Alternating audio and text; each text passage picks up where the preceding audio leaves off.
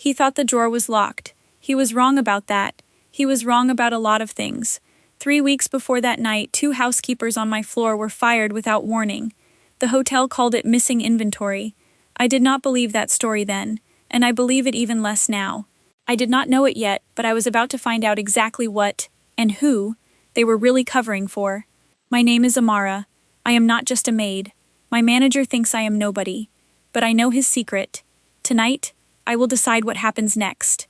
I want to tell you my story. It is a true story. It happened to me. Let me start from the beginning. I am 24 years old. I grew up in a small town, far from any big city.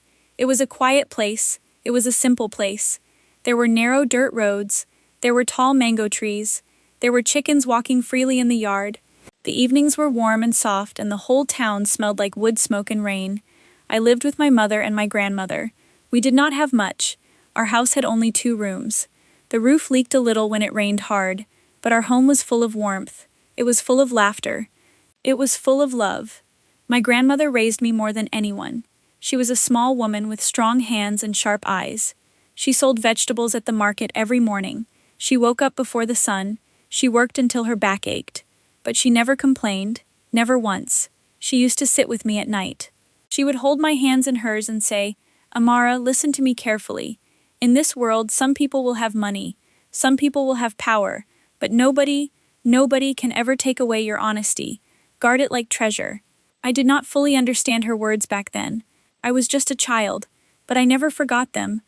I carried them with me, folded quietly in my heart, like a letter I would need one day. When I was 19, everything changed. My grandmother's health began to fail. Her legs grew weak. Her breathing became short and difficult. The small clinic in our town could not help her. She needed real doctors. She needed real medicine. And real medicine costs real money. Money we did not have. My mother worked long hours sewing clothes for the neighbors, but it was never enough. I watched my grandmother grow thinner every week. I watched the woman who raised me struggle to stand. My heart broke a little more each day. I made a decision. I would go to the city. I would find work. I would send money home, no matter what it took. Have you ever had to leave everything you love just to protect it? It is one of the hardest things a person can do, but sometimes love means leaving. I packed 1 small bag, 2 dresses, a photograph of my grandmother, a little pouch of dried herbs from her garden, so I would always carry a piece of home with me. My mother walked me to the bus stop. She did not cry in front of me, but I saw her eyes were red.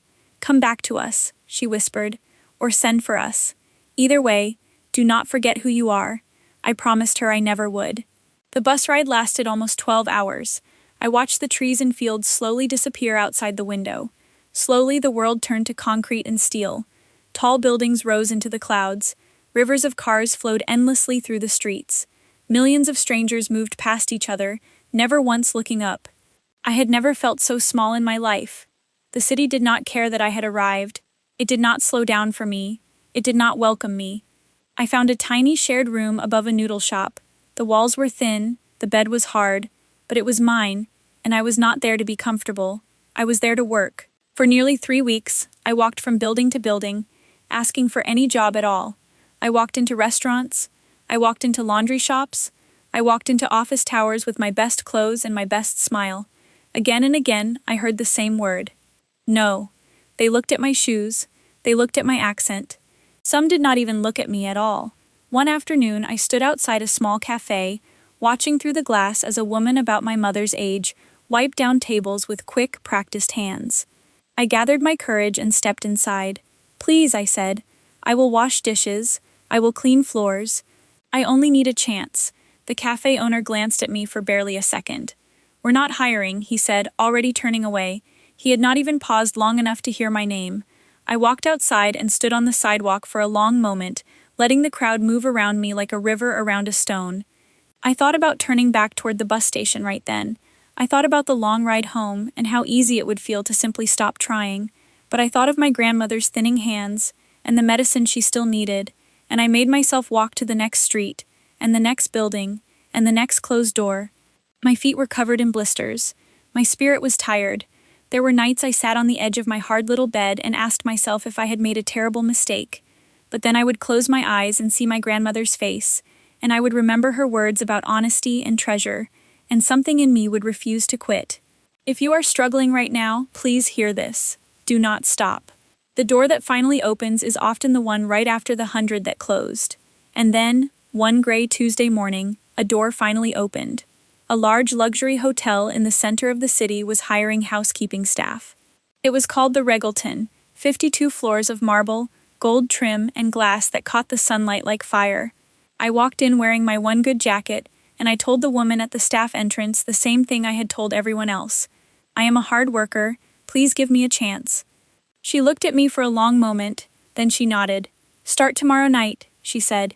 Housekeeping, night shift. I nearly cried right there in the hallway. I ran 3 blocks to the nearest payphone and called my mother collect. I got a job, Mama, I said, breathless. A real job, in a beautiful hotel. I heard her crying softly on the other end. Happy tears, the best kind. The work was harder than I expected. My shift began at 9 at night and ended at 5 in the morning. I pushed a heavy cleaning cart down endless hallways. I learned to fold sheets into perfect hospital corners. I learned to polish brass railings until they gleamed like mirrors. I scrubbed bathtubs on my knees. I emptied trash bins heavier than my own arms. My uniform was gray and simple, not beautiful but clean, and I wore it with quiet pride. Every night I told myself, this is honest work, and honest work is never small work. After 2 months, my manager moved me to the executive floors, the 51st and 52nd floors, where the hotel's private offices were located. These were not guest rooms. These were the offices of the hotel's owners and top managers, people who ran the business behind the glittering lobby downstairs. The largest office on the top floor belonged to a man named Mr. Weller. Mr. Weller was the hotel's executive director. He was tall, with slicked gray hair and cold blue eyes. He wore tailored suits that probably cost more than a year of my salary. He wore a thick gold ring on his smallest finger. Everything about him announced his importance. His walk, his voice, the way he never held a door for anyone. He never once looked at my face. To Mr. Weller, I did not exist. I was a shadow with a cleaning cart. If I was dusting his office while he worked late, he spoke on the phone as loudly as he wished, as if I were made of furniture. He assumed, like so many people assumed, that a woman who cleaned floors could not possibly understand anything important. One evening, I learned exactly how little he thought of me. I was straightening the papers on the side table near his desk while he typed at his computer. He stood suddenly, without warning, holding a mug of black coffee. He turned too fast. He collided directly into my shoulder. The mug flew from his hand. Dark coffee splashed across the pale carpet in an ugly stain, and a few drops landed on his polished shoe. He looked at his shoe, then he looked at me, and his face turned a furious shade of red. Do you know how much this rug cost? He snapped. More than you will earn in a year. I promise you that. Watch where you are standing. Honestly, do they train anyone before they hire them? I am sorry, sir, I said quietly, though the collision had not been my fault at all. He did not apologize. He never did. He simply straightened his jacket and walked out, leaving me alone with the stain and my racing heart. I knelt down. I scrubbed the carpet in silence.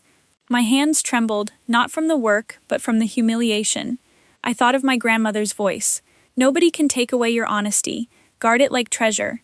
I took a slow breath, and I told myself the same thing I always told myself in hard moments. His cruelty says everything about him, and nothing about me. I finished the stain. I moved to the next room. I did not complain.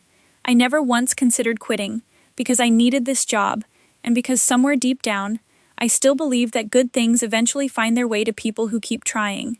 Weeks passed this way. Mr. Weller barely acknowledged my presence except to criticize something. A smudge on a window, a trash bin left a minute too long, a chair pushed slightly out of place. I grew almost used to his coldness. I told myself it was simply the price of the job. There was another night, not long after the coffee incident, when his cruelty found a new shape.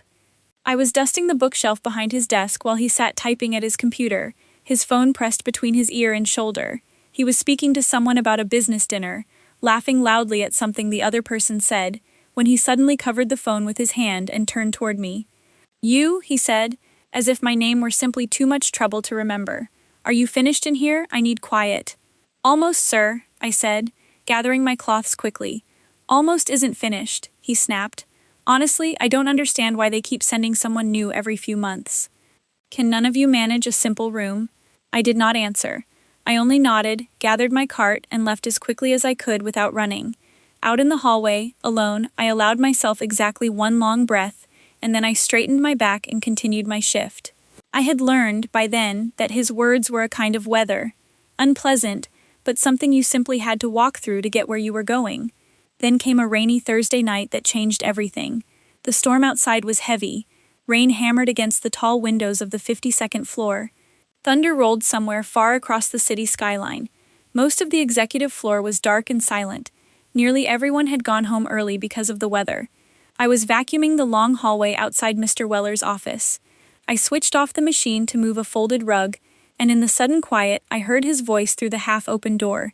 He was on the phone, and he was not being careful. "No, listen to me," he said sharply. "The inspection is in 3 weeks. We move the numbers before then, or none of this works." I froze. I did not mean to eavesdrop, but his voice was loud, and the hallway was silent, and I could not help but hear every word. "The renovation invoices are fake," he continued. "The contractor doesn't exist. I created the company myself. Every payment goes straight into the account in my brother's name. The owners think we're paying for new lobby marble. They have no idea we're paying nothing at all." He gave a short, humorless laugh. "They trust the numbers because I'm the one who signs them. As far as the board knows, this hotel is spending $4 million on renovations that were never done, and they will never know as long as the ledger stays where it is." My heart pounded so loudly I was certain he could hear it through the wall. I stepped back slowly, silently, until I was hidden in the small linen closet a few doors down. I stood in the dark among the folded towels, my pulse hammering in my ears, and I listened to my own breathing until I was sure it had slowed. A few minutes later, I heard his office door open. I heard his footsteps move toward the elevator.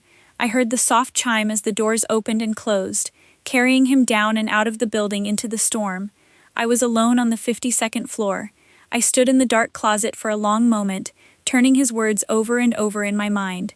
Fake invoices, fake contractor, $4 million, the ledger. He was stealing, not a little, not by accident. He was quietly draining millions from a company that employed hundreds of ordinary people like me, people who worked through the night for an honest wage, people whose hard work was, in some small way, paying for his lies. I thought about walking away. I truly did. I told myself, "You are just a housekeeper, Amara. This is not your business. Clean the floor, go home, say nothing." But then I heard my grandmother's voice again, as clearly as if she were standing beside me. "Guard your honesty like treasure." And I understood, finally, what she had been trying to teach me all those years ago. Honesty was never only about telling the truth yourself. Sometimes it meant refusing to look away from someone else's lie. I walked to his office door. It was unlocked. I stepped inside. The room was dark, lit only by the glow of the city through the tall windows. His enormous desk sat in the center of the room, polished to a shine. If there was proof of what he had said, it would be here somewhere. I searched carefully, my hands shaking. The top drawers held only pens, folders, and stationery. Nothing unusual, but the bottom drawer, wide and deep, was locked tight. I stepped back, my mind racing. Then I remembered. Mr. Weller was a careless man in small ways, despite his polished appearance. He often misplaced things on his cluttered desk. I lifted a thick file of papers near his computer, and there, half hidden beneath it, sat a small brass key. My hand trembled as I picked it up. I knelt beside the drawer and slid the key into the lock. It turned with a soft click. Inside, beneath a stack of ordinary files, I found it. A black leather ledger, thick and heavy, with a company logo pressed into the cover. I lifted it onto the desk and opened it with careful hands. I am not an accountant. I never finished school past the 9th grade, but my grandmother taught me numbers at her market stall since I was small enough to sit on a crate beside her. How to add, how to track, how to notice when something did not balance. And nothing in this ledger balanced. I saw the name of a construction company I had never heard mentioned anywhere in the hotel. I saw enormous payments, month after month, always signed by the same hand. Mr. Weller's own signature, bold and confident, as if he had never once imagined anyone would look closely enough to question it. Near the back of the ledger, tucked between 2 pages, I found something I had not expected. A handwritten note, not typed like the rest. It listed 3 names under the heading, Inventory Discrepancy. Resolved. Two of the names belonged to the housekeepers who had been fired weeks earlier for missing supplies. He had blamed his own theft on them, quietly, so no one would ever look at his numbers too closely. Reading their names made my hands shake harder than anything else in that folder. They had lost their jobs, and maybe their reputations, for a crime that was never theirs. I also found, folded inside the back cover, a small photograph. A woman and a young boy, perhaps 7 or 8 years old, standing in front of a modest house that looked nothing like the world Mr. Weller performed every day in his tailored suits. I did not know their story, and it was not my place to guess it. But it reminded me, in a strange and unwelcome way, that even a man capable of this much cruelty was still, somewhere underneath it, a person with a life I knew nothing about. It did not excuse what he had done. It only made the whole situation feel heavier and sadder than simple anger could hold. I closed the ledger. My mind spun with fear and possibility. If I simply took it, he would notice immediately. He would say it was stolen. He would say a foolish housekeeper had taken his private files, and who would the hotel believe? A powerful director in an expensive suit, or a quiet night shift maid with an accent and a cleaning cart? I understood, with a cold, sinking feeling, exactly how this world worked. Power protects itself. I needed proof that could not be denied, proof that did not depend on anyone believing my word over his. I put the ledger back. I locked the drawer. I returned the key exactly where I had found it, beneath the same pile of papers, in the same position, at the same angle. I left no trace that I had ever been there. Then I finished my shift in a daze, my thoughts circling endlessly around what I had seen. I barely slept that day. I lay in my small room with the curtains drawn, staring at the ceiling, running through every possible outcome. If I said nothing, a thief would keep stealing, and honest people would keep paying the price without ever knowing why.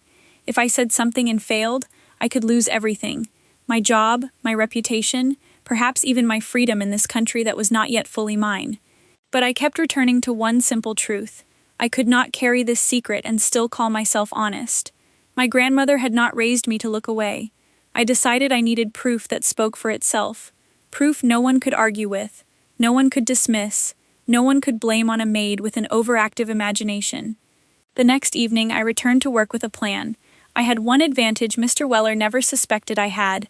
My old phone, cracked screen and all, still had a working camera. I watched the clock throughout my shift, waiting, cleaning the other offices with deliberate slowness, always keeping half an eye on his door. Finally, near midnight, Mr. Weller gathered his coat and briefcase and walked to the elevator. The doors closed behind him. He was gone for the night. I moved quickly but carefully. I slipped into his darkened office and closed the door softly behind me. I did not turn on the overhead light. Someone on the street below might notice it. I used only the small flashlight on my phone. I found the key beneath the same stack of papers. I unlocked the drawer. I lifted out the heavy ledger and laid it open on the desk. Page by page, I photographed everything. The fake construction company's name, the dates of every fraudulent payment, the routing numbers for the account in his brother's name, his signature appearing again and again, unmistakable and undeniable. My hands shook the entire time, but I forced myself to hold the phone steady, to make sure every photograph was clear enough to read. I took 22 photographs in total. I closed the folder and reached for the drawer to put it away. Then I heard the elevator chime down the hall. My whole body went cold. Fast footsteps. I had no time to reach the door. I slipped behind the heavy curtain by the window just as the office door swung open and the overhead light snapped on. It was Mr. Weller. He had forgotten his umbrella. Through a narrow gap in the curtain, I watched him cross the room, grab the umbrella from beside his desk, and pause. He looked, for one terrible second, directly at the open ledger still sitting on the desk, as if some instinct told him something was not quite right. My heart slammed against my ribs. I do not think I breathed for almost a full minute. Then his phone buzzed in his pocket. He glanced at it, muttered something under his breath, and simply closed the folder himself, setting it back on the desk without a second glance, before turning and walking out. The light switched off, the door clicked shut. I heard the elevator doors open and close again, carrying him away for the second time that night. I stood behind the curtain, shaking, for almost a full minute before I trusted my legs to move. Then I finished what I came to do. I returned the ledger to the drawer exactly as I had found it, locked it, and placed the key back beneath the papers. I stepped back and studied the desk one final time. Nothing looked disturbed, nothing looked touched. He would never know how close he had come to catching me, or how close I had come to losing everything. I left the office as quietly as I had entered it. Now I needed to decide what to do with what I had.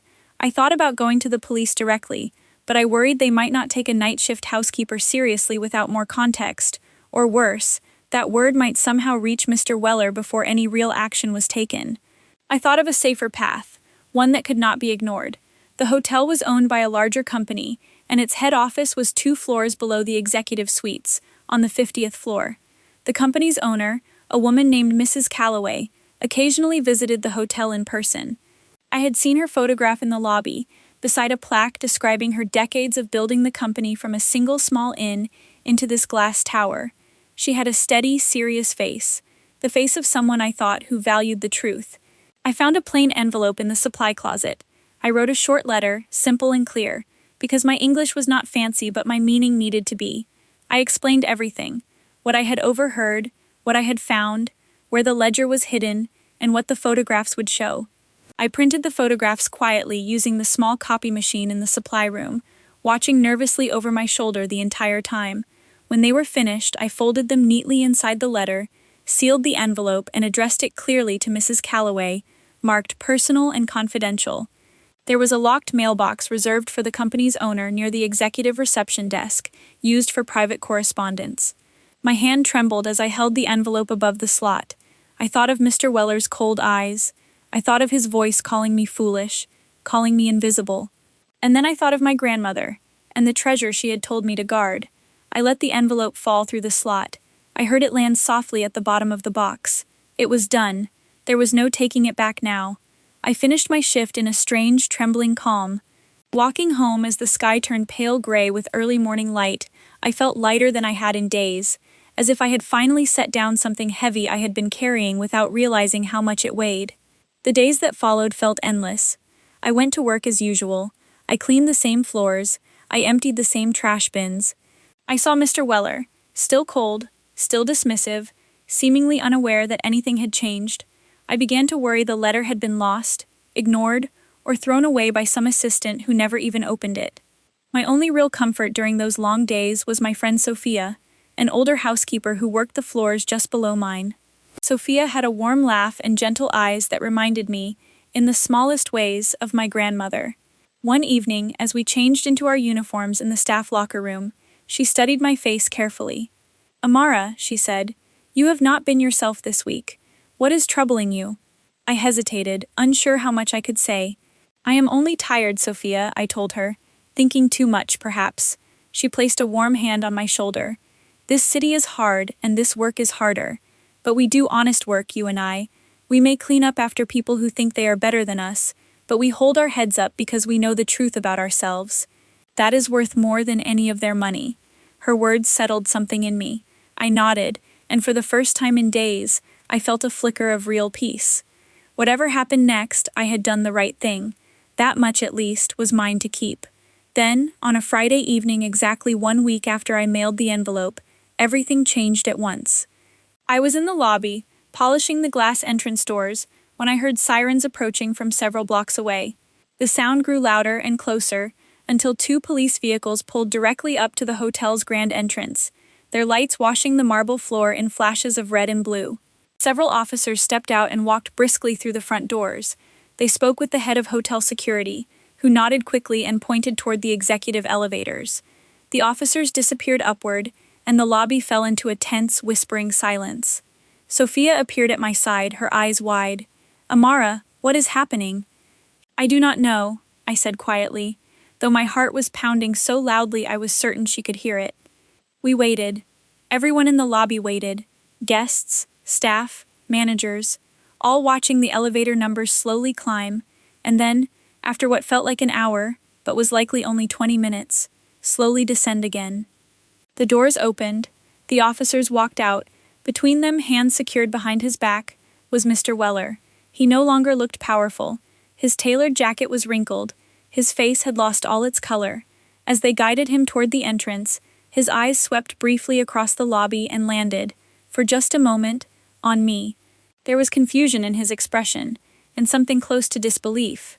as if it had never once occurred to him that the quiet woman with the cleaning cart could have anything to do with his downfall. He was led out through the glass doors and into the waiting car. The doors closed. The vehicles pulled away into the evening traffic, and slowly the lobby began to buzz with hushed, astonished conversation.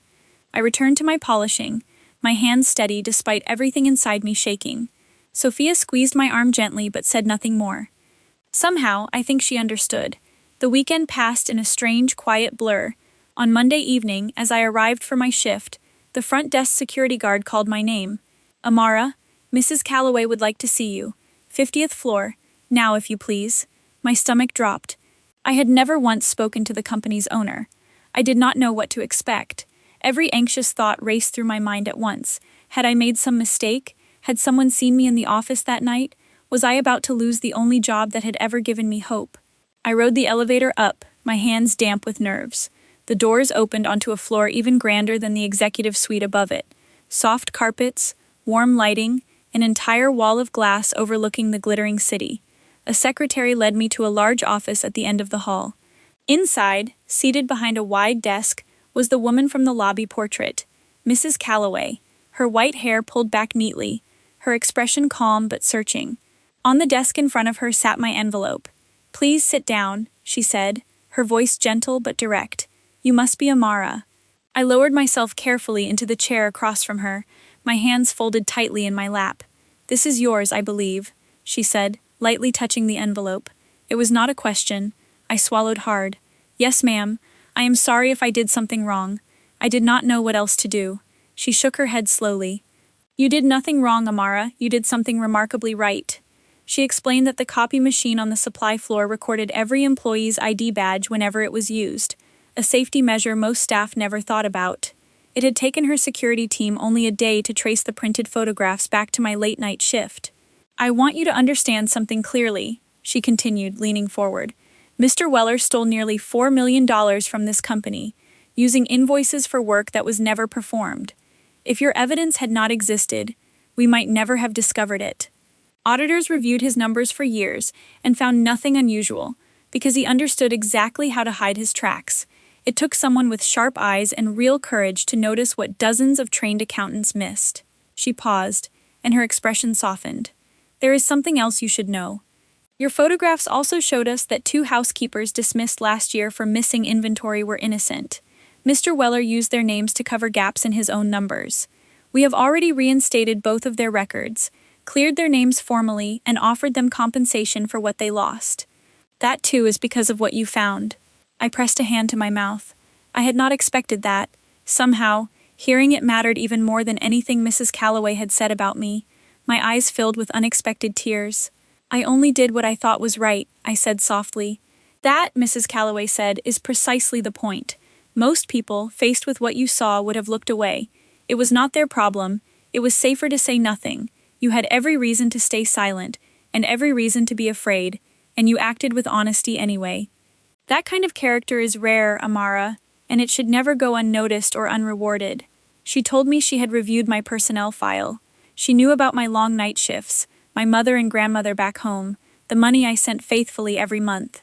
She said the company had an opening in its internal audit department, a daytime position, working directly with the finance team, reviewing exactly the kind of records I had so carefully photographed that night. "The pay is nearly triple what you currently earn," she said, "and frankly, I suspect you will be very good at this work. You already proved that." I could not speak for a long moment. When I finally found my voice, it came out trembling. "Thank you, Mrs. Calloway. Thank you so much. I will not disappoint you." "I know you won't," she said, smiling warmly for the first time.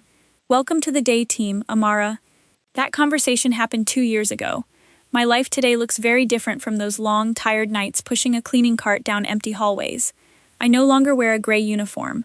I wear simple, tidy office clothes, and I arrive each morning while the sun is still rising instead of leaving as it comes up.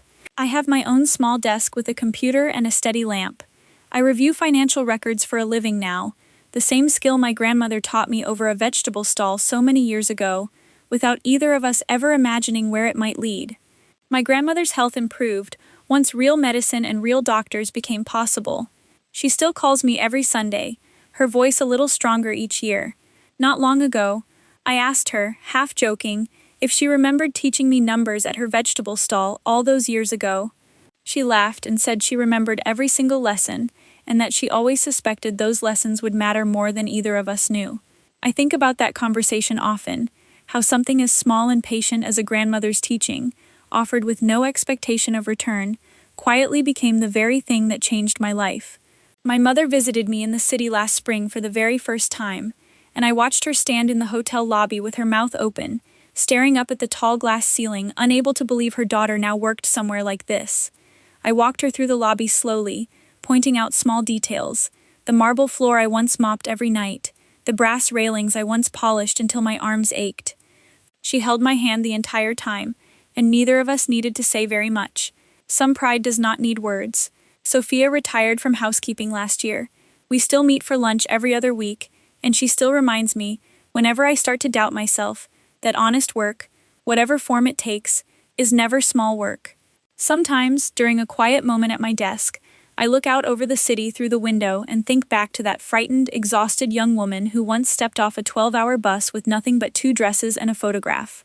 I think about the linen closet where I once hid, my heart pounding in the dark. I think about Mr. Weller's cold eyes, and his voice insisting, again and again, that I was too foolish to understand anything important. He was wrong about me. He was wrong in a way that eventually cost him everything. He looked at my uniform and my accent, and decided I was invisible, decided I was nothing worth noticing. That single mistake, more than any auditor or investigator, is what finally brought his lies into the light. Life will not always be fair. People will sometimes look at you and see only your job, your clothes, or your accent, and decide, unfairly and wrongly, that you do not matter. They will underestimate you. They may even try to make you feel small on purpose. But listen carefully, because this is the one truth I know for certain. They cannot see your heart. They cannot see your mind. They have no idea what you are truly capable of, and it is not their decision to make. You are not invisible. You matter, exactly as you are, in whatever work your hands are doing right now. Hold on to your honesty, guard it like treasure, and never let anyone convince you that doing the right thing is a waste of your time. It rarely feels like a small decision when you're the one making it in the dark, alone, unsure if anyone will ever know or care. But someone always notices, eventually. The truth has a way of finding the light. If you are struggling today, if you feel unseen, unheard, or underestimated, please hear this. Keep going. Keep working honestly. Keep believing that your character matters, even when no one seems to be watching, especially when no one seems to be watching. I was once just a tired young woman with a cleaning cart and a secret too heavy to carry alone, but I chose honesty over silence, and that choice changed the entire direction of my life. You have that same choice in front of you, in your own way, today. You have more strength inside you than you know. Believe in that strength, hold on to your truth, and whatever your quiet cart may be right now, keep pushing it forward, one honest step at a time.